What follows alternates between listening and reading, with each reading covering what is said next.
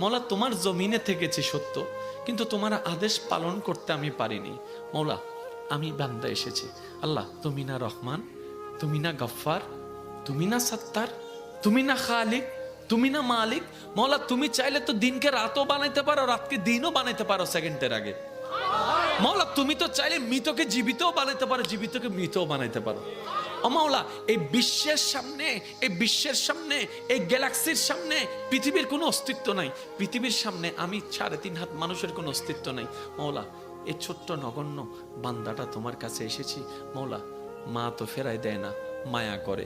তুমিই তো বলেছো মায়ের চাইতে 1000 গুণ বেশি তুমি বান্দাকে ভালোবাসো, বান্দাকে ভালোবাসো। ও মাওলা তুমি দৌড়াই দিলে কার কাছে যাব?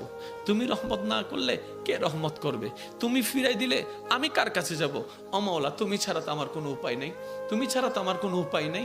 ও মাওলা এবার বান্দা চোখের পানি ফেলে ফেলে কান্না করতেই আছে। সেই কান্নার আওয়াজটা দুনিয়ার জমিনে ডানাও যদি 1 হাত না যায় হতে পারে, কিন্তু সেই আওয়াজটা রব পর্যন্ত পৌঁছাই যাচ্ছে।